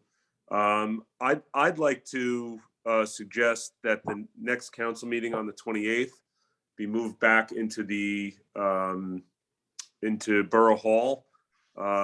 We could do it in person and on the Owl. Was that what it was called? Yes, As sir. well, unless anyone has any objections to that. And I'd like to follow up that suggestion also in light of the decreased number of COVID cases. I'd like to reopen Borough Hall in its entirety, if it's okay with the borough staff, the week of February 21st. I thought was a good, give another 2 weeks for things to calm down some more. And then I figured we could get back at it. I don't know if anyone has any thoughts on that. I'd like to make a motion to support that. Okay. I'll Anyone have a second it. second? I'll second it. Do we need a roll call on that one or no? No, all in favor? Aye. Aye. Opposed? Great. Does anyone else have? I'm any actually old going to be business? opposed. I'll oppose that. I think that, sorry, I was going to ask a couple points of clarification, but overruled anyway. But perhaps maybe we wait until the mask mandate is lifted and take it from there, so we don't have to wear masks. Well, Mike, you keep track of this, the case count and stuff for us. So what is the latest? What's prompting you to vote no? We don't get the numbers anymore. Okay. They're definitely on the declines. I think the last I looked, if you look at the Monmouth Health Department information, which is at least the way I track it, I think there were like 4 cases in a period of 3 days. And I might have looked at it yesterday or the day before, which is not a lot. But the 3 days before, there were like 17 cases. And there's still a fairly high number of cases in Remsen. So I think we're a little bit on the higher than average, compared to maybe some of the towns about our size that are around us. And it's a little, not just Fairhaven, Remsen too. So I wonder if that's something to do with the school. But, then again, it was 17 cases and then 4, but that's 20 in a period of 6 days. So Yeah, as of last Thursday, I'm sorry, we were at, we were high. That's as high as it goes. We might be a moderate. Normally the meetings would be on Thursday, but it's not happening. Just some historical data for the state of New Jersey. The highest day that they had as infections was over 33,000. Today was less than 2,000. The rate of infection for people, as far as if you have COVID and you give it to someone else, the highest it was 1.92, meaning anyone that had COVID was giving it to almost 2 other people. That number today was down to 0.52, so it's still cutting in half every single week, the amount of COVID that's going around. So we're giving ourselves another 3 weeks of that, in which it should still continue at that same rate of infection. There's no reason to think that it won't. As well as, I think it's time. The last time the infection rate was this low was November 23rd. So we were having meetings inside the council chambers at that time without issue. And I just don't think there's any reason for us to not do that now. I think the masks, I'll be comfortable wearing a mask. But but I want to see, you know, it's great to see you guys on the computer here, but I want to see everyone in the flesh. You know, it feels good to be around people. So Yeah. that's my thought. But do you want us to vote again, Mike, after your comments? No, there's no do-overs. No do-overs. And I appreciate the facts that you provided, Mayor. That was helpful. Mayor, I'll just add one more touch point. The Board of Education has put up a COVID hub and they report out stats going on in the schools every week. So January 29th through February 4th, there were 18 cases in the Fairhaven School District. That's a good point of information, is accessible information online for anybody at any point in time to make your own decisions as needed. May I just add one more item, is not COVID related, but related to coming back and using the OWL. One thing that I really think this council should consider, and maybe that's a new item, is whether there's a better way for us to communicate with the public and with ourselves. And I think that would include, in my mind, a way to have a projector of some kind that we can either show or demonstrate a presentation, like, you know, like I'm thinking about Rich. For example, if he has to present something, that he's able to present it on a screen that we're able to all see, a large screen. And somehow also, if we're using the OWL, that the residents can also see on their screen. Because the one good thing about Zoom is that you can actually put a presentation on the screen and everyone can see it. When we are in person, we don't seem to have the technology to have those kinds of visuals. And I really think that that's something we should invest in and investigate for this year still, if we can. Okay, I would recommend maybe Councilwoman Cole and Councilwoman Christner Keefe, maybe that sounds like a communications type. I don't know if you agree. That sounds like it's related. Maybe you can look into that and the viability of doing so, the cost. Certainly, we can put that on our upcoming agenda for Wednesday. With the caveat, I'll just say I would need some technical advice and we'll seek that out. Sure. Thank you, Councilwoman Neff, for that suggestion. Moving along, we move to new business. Council committee reports. We'll start off in finance with Councilwoman Neff. I don't have anything new to report this month. As Teresa mentioned, we will be meeting this Thursday, and we should have more to report next time we meet. Okay. Personnel with Councilwoman Christner Keefe. Thank you. Personnel committee has been very busy. Beginning of the year is a busy time. It's when we give every borough employee an opportunity to meet with the personnel committee, myself and Councilwoman Koch. Although we're always available, it's usually the time where we check in every borough employee who's interested in meeting. We have conducted those meetings and will be making some recommendations in terms of any changes at the next couple of meetings. The negotiations for the Teamsters and the PBA are ongoing, and that is it for personnel at the moment. Oh, and I will add as well that the borough volunteer manual should be circulated. Now that we had it updated at the most recent meeting, should be circulated to all of the boards, commissions, committees, etc., to be shared with all of the members and volunteers in our community to ensure that they are abiding by the rules, regulations, and policies in place for participating as a volunteer in our community. Christy's working on that Yes. email right now. She's putting it all together. Excellent. Thank you. Thank you, Councilwoman. May I, a quick housekeeping question on that? I'm sorry. Sure. What is, how, I heard you mention something about Christy. How, if say I volunteer on the natural area, how would I get my copy of We're the gonna handbook? We're going to send it out via email to the various groups, depending on who actually has a secretary or a chairperson, and it'll filter down that way.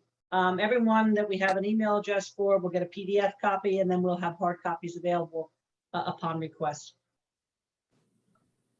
And I believe it's available on the borough website, or if it's not, it will be shortly. That's a true statement. And is there going to be a receipt or something that each person signs to indicate that they in fact do have There's a hard copy receipt, Councilman Cole, but we're also going to use the read receipt on email Some people are more compliant when returning, a written receipt than others. So we'll do our best to get people who are volunteers to sign it and return it, but the read receipt will at least show that they had received a copy. Thank you. Okay, thank you.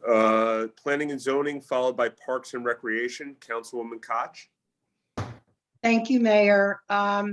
In terms of planning and zoning, the next planning board meeting is scheduled for February 22nd.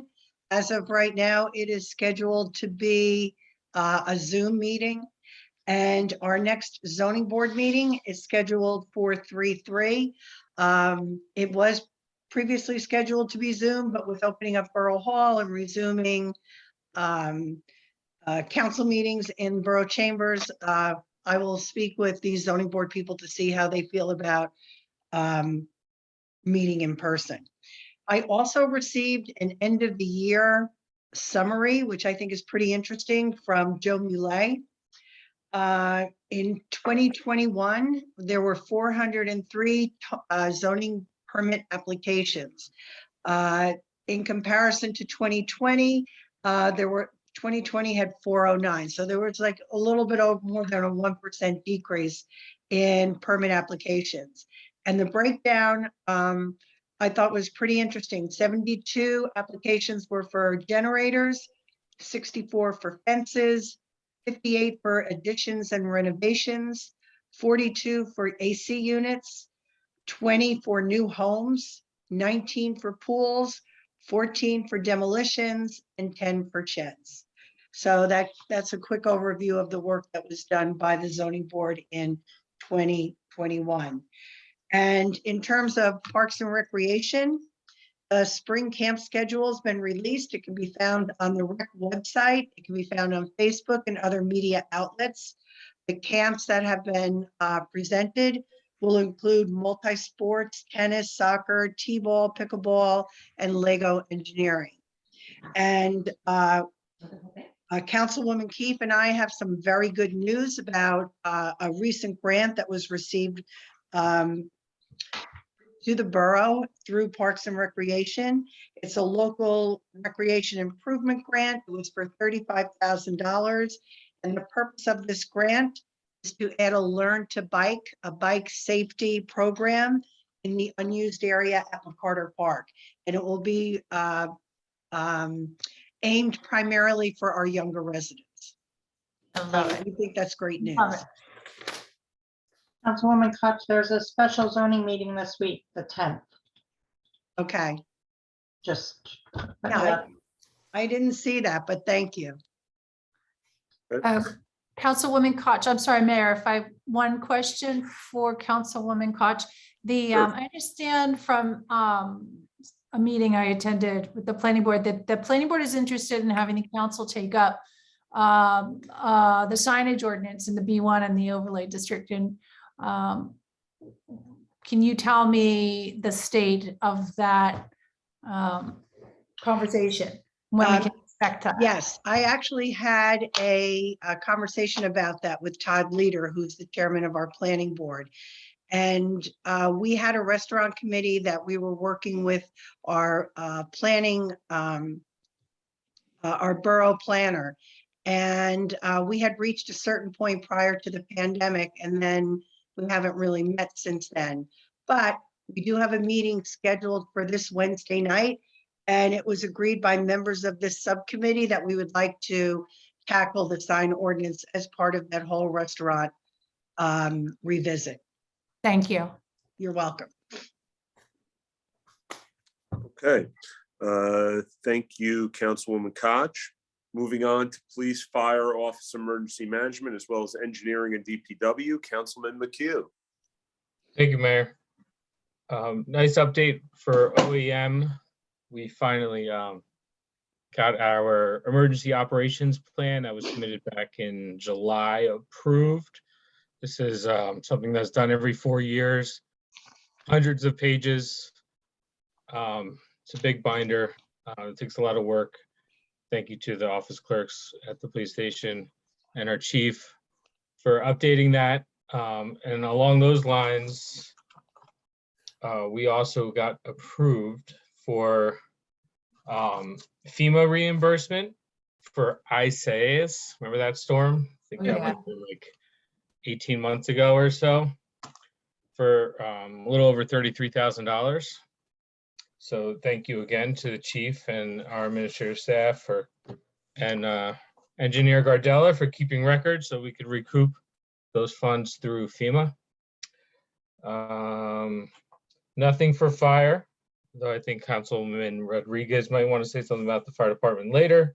And then lastly, for the police, chief and a few of his officers want to show their appreciation for the bravery of the fallen police officers in New York City. We thank them for their bravery and our deepest condolences and sympathy for their family. And then just thank you to those officers, Officer Riviera and Morta, for their ultimate sacrifice. That's it. Thank you. Thank you, Councilman. Oh, and go ahead. and for DPW, I was out, and Councilwoman Cole, would you like to take that update? Certainly. It's short and the budgets are starting to take shape. And so we're starting to see some numbers that Rich has prepared. But the one development that would be of interest to the community is the initial road work anticipated on Hanson Cooney is not going to start in February. That'll start potentially in March. And we expect to have written communication with the neighbors so that they have some understanding of what that'll look like and when roughly it may occur. Thank you, Councilwoman. Moving on to Borough Facilities, Councilman Rodriguez. Thank you. The Facilities Committee meets on a bi-weekly or every 2-week basis, twice a month. We didn't come up with a timeline to show tonight, but it's on our agenda for our meeting tomorrow night.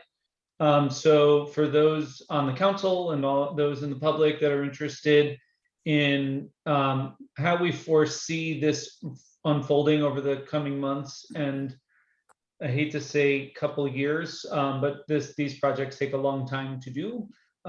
We should have some milestones and be able to set some expectations about when things need to be approved, how they, the different items that factor into that. We've done this in the past, but it's a bit of a refresh now that we have a new council and we're sufficiently into the year at this point. So that timeline should be available at the next meeting, and then we can maybe have a question and answer a bit about that. We're also working on refining a proposal back to the council for consideration for an owner's agent. We've done many meetings and interviews and iterations. We feel like we've got it to a point where we think we can bring it back for consideration. And then lastly, former council president John Peters has a lot of information on PLAs, which is a labor agreement that we could consider.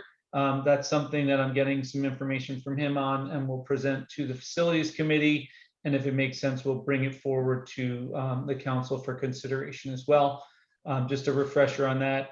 Many of the county projects and other municipal projects around Monmouth County employ a PLA, and it effectively ensures that we get a quality product out of the bidding process. But it's not as simple as that. There is a cost attached to that. So we have to balance our view on quality and our view on cost, and try to keep things reasonable for our folks in town. And so there's a good deal of information gathering, and we'll have a lively conversation about how we want to approach that as well. And then as far as Firehouse is concerned, just wanted to give a big thank you. We had on Saturday, we had 50 cars individually handcrafted by the children and parents of Fairhaven. We had a Pinewood Derby for the Cub Scouts, and it was fantastic. We had a great turnout. There was a number of leaders and parents that donated their time, and a couple of the young scouts also, older scouts, I should say, helped the Cub Scouts. And it was a grand old time. So want to thank the firehouse for moving the trucks out, so we had a place to do it for the third year in a row, I think.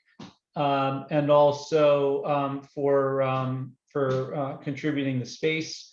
And so big shout out to the firehouse. Thank you, Councilman. Moving on to Borough Communications, Community Outreach, Councilwoman Cole. Thank you, Mayor. We've had an initial meeting. I think I reported that out at our last council meeting. The central office is very effective, and the main objective initially is to really drive people to sign up for Constant Contact. We have a lot of sort of great fun ideas that we're going to be talking about, some of which I hope to bring back here before the spring, give you guys an idea of what those could look like. And this is, it is related to outreach, the outreach side of things in my mind. And Allison, you've been so helpful. I have been asking Allison for a list of all the committees in Fairhaven and a complete list of the members that are involved in those committees. And my, rough number crunching is not complete, but we have a total of 17 through boards, committees, and commissions. We have 5 departments, each with their own liaison. We have liaisons to the Board of Ed and the Business District. Nowhere near total, but just the boards, commissions, and committees is 150 volunteer hours minimally a month. That's just allowing for 1 volunteer hour per month. And we know many volunteers, this doesn't include us either, guys. We know a lot of volunteers that are putting in well over, a few hours a month. And so all that is to say, we've got a lot of really wonderful, devoted folks in Fairhaven that help make this place run. And I think this will kind of bring us back to the beginning of the meeting, Mayor, when you made your proclamation for Doris, Audrey, and Richard. And I'll just say, I hope to involve the residents that are volunteering in some of our outreach effort, and stay tuned. We'll keep working hard. Councilwoman Keefe, did you have anything you wanted to add to that? No, I don't have anything to add to that, but I did have something separate to add. So you must have read it on my face. The Natural Area Committee is meeting tomorrow night out of cycle to discuss invasives, which is a problem all throughout Fairhaven Fields natural area, as well as the connecting space between 3rd Street and Fairhaven Fields, the lower fields. If you ever walk through those trails, there's a couple parking spots. So we'll be meeting tomorrow night to be talking about invasives, and hopefully we'll have a good, solid plan to try and address it. It's an ongoing, growing vine of a problem. So Not meeting join us Thursday. if you can find. I said tomorrow night. I meant Thursday. I apologize. I'm thinking rec committee, which is tomorrow night. Thursday is natural. Quit logging your hours. Your point, Thank you. Tracy. Your point. Thank you, Councilwoman. Moving along, introduction of ordinances. This is just introduction. The ordinance hearing and adoption would be held at our February 28th meeting. 2022-01 index rate COLA ordinance. Teresa, do you want to report on this? I sent a report to the governing body members via memo dated 2/22 is in their packets. For the benefit of the public, this is a ordinance that is passed annually by, I would say, nearly every municipality in the state of New Jersey. It allows us to increase our cap to 3.5%. And more importantly, bank that into succeeding 2 years if we should need it. It gives us, the state of New Jersey is always changing what is inside a cap and what's outside a cap. And ultimately, this gives us a chance to take the appropriations cap and give ourselves a little flexibility from year to year. Should something come up that we need to increase that amount of appropriations. A perfect example is last year, if you recall, we had to have an emergency appropriation for legal fees from fair share housing. That was, we did an emergency appropriation in 2020 and we had to raise it in 2021. That's a perfect example of an unanticipated expenditure that we needed the additional cap bank to cover. So myself and the CFO recommend this ordinance annually, and it's really something that's in the best interest of the borough to go ahead and adopt. Okay, does anyone have any questions? No? Do I have an offer? Motion, I have a Second. second. Allison, can I please have a roll call?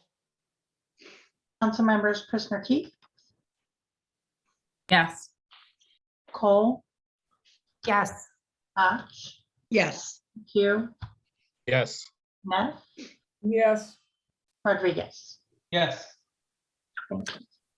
Okay, moving on to the consent agenda from 2022-54 down to 2022-59 as listed in the agenda. Does anyone want to discuss anything specific before we vote on the entire consent agenda? Mayor, resolution 54, executive session, we added PBA negotiations late this afternoon. So it's just an addition. We have 3 matters to be discussed. Understood. Okay. I have Does a few anyone- comments, Your Mr. question. Mayor. Councilman McHugh, you are recognized. Thank you, Mayor. I'd just like to thank the governing body, particularly for resolution 56 and 57. It's been 2 years in progress, and with turnover and everything like that, I think we're finally, I'm happy that we're finally reaching a conclusion, a compromise, a good compromise. Neither side got everything that they want, but overall, I'm just happy that the governing body decided to not necessarily do what legal precedence there is, but what morally is right, and take care of our police officers to the best of our ability, and acknowledge that mistakes were made. And though this predates anyone here on the council, I believe, even maybe Councilman Rodriguez, it goes back to 2014, that this governing body had the resolution to acknowledge it and try to make it right. So thank you for that. Thank you, Councilman McHugh. Does anyone else have anything they'd like to discuss on the consent agenda? I object to Mayor. Mike making me sound old. I'm kidding. I'm sorry. That was out of order. Councilwoman, sorry. Was that a Mayor- resolution? Mayor- Chris, I didn't see a resolution there on that. All right, Councilwoman Cole. Yeah, sorry, this one quickly. Resolution 2022-55, which deals with our, with the county's request to spray. I was hoping we could set that aside. I just need more information. It sounds like this is something that happens as a matter of course. I feel like there's probably new science to be examined. I certainly don't claim to be an expert, but I'll take the time to talk to people who know more than I do. And if the governing body is okay with that, I'd be happy to bring that back, seek out the right people and bring that information back. I don't know how you want to handle it, but I'm willing to do. When do they actually do that spraying, Teresa? It varies, late spring into the summer, depending on the, water conditions, sitting water, heat, the things that make mosquito larvae thrive. So if we push that one meeting, that's not a problem in the timeline here? I don't perceive it as a problem. Monmouth County still has a mosquito control commission. Councilman Cole's, welcome to get in touch with them and speak to them and report back.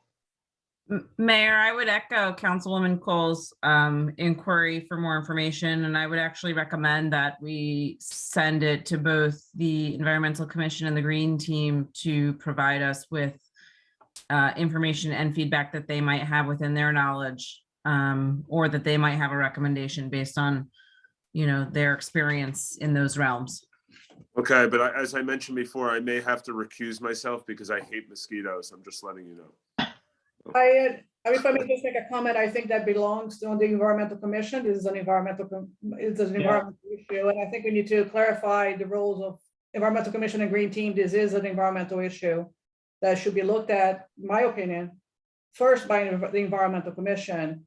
I would just only ask, I know that there were some concerns by some residents raised with regards to whether spraying damages insects and bees. I think we should look into that. I also would ask if we can, Councilwoman Cole, as you investigate further with the Environmental Commission, if you could look at the health aspects, the public health aspects, which I'm sure that's the reason we do the spraying. And I think that we need to wait that side of it in terms of understanding from a public health perspective why that's done. So I was just going to mention that. Councilwoman Cole, you have an environmental meeting either tomorrow or Wednesday, I believe? Yep, exactly, Mayor. Okay, so maybe, I'll carry this.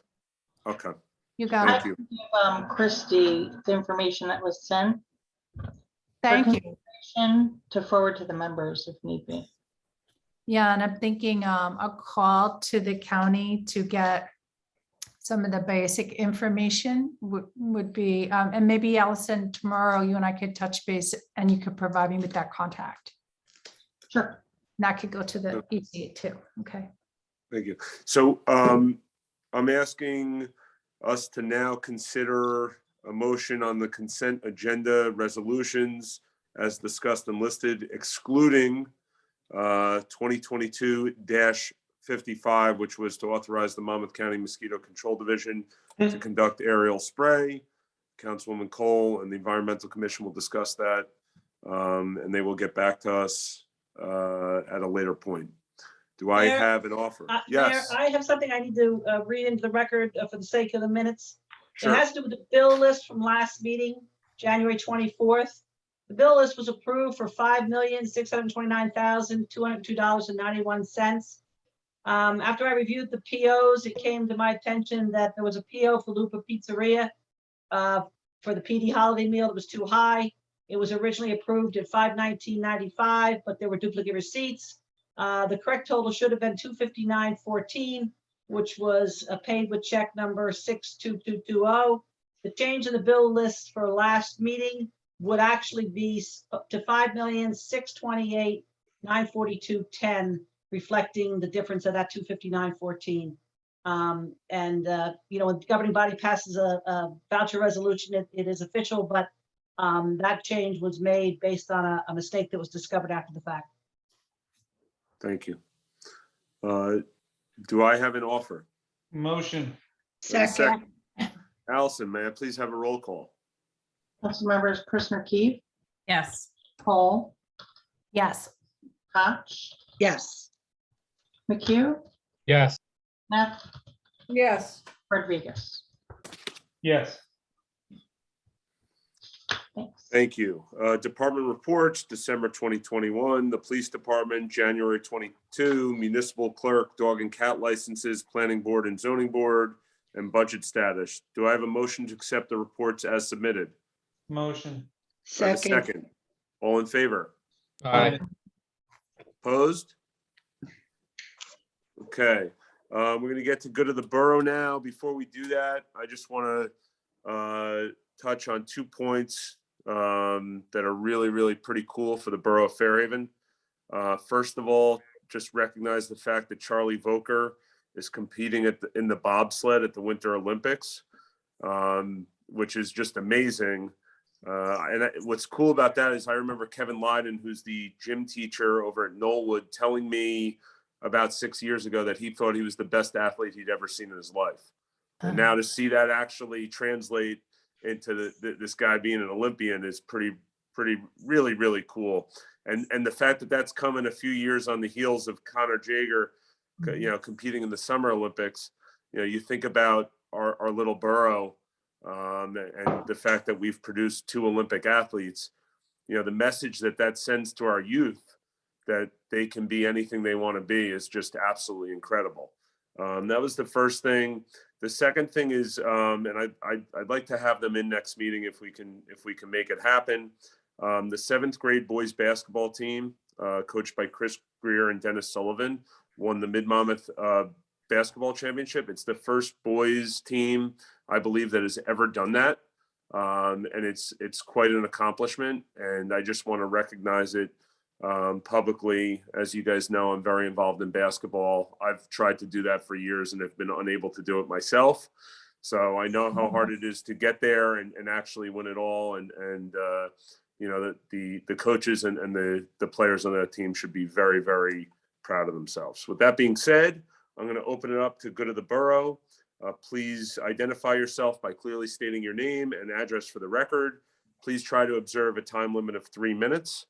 Teresa, do we have any hands up? No, I'm just asking anyone who wants to be recognized for good of the borough to please raise your hand using the raise hand feature in Zoom. Mayor, while we wait for somebody to raise their hand, I just wanted to mention one thing. Joe Parada recently, who's one of our beloved veterans in town, recently celebrated Henry Stevens' 102nd birthday. He also passed away last week. Not Joe, but Henry Stevens. He was like Ray Taylor, one of our cherished servicemen from World War II. And as Joe would say, you know, he's one of the pillars of our community. So I just wanted to recognize that we lost, you know, Henry recently. I do not have any hands raised at this point, Mayor. Okay, with that being said, we are going to go to executive session at 9:14 p.m. Formal action will not be taken. Okay. I'm reminding the council members to mute themselves and turn off their video, and they can go to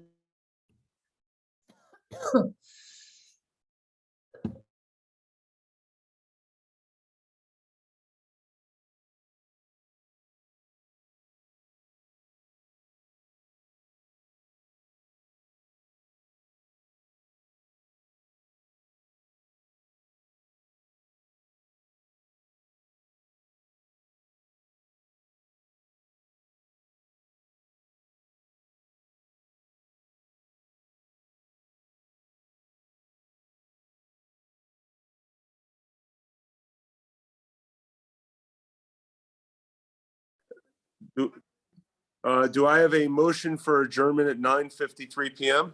Motion. Second. All in favor? Aye. Opposed? Have a good night, everyone. Thank you. good night, everyone. Good night. Bye.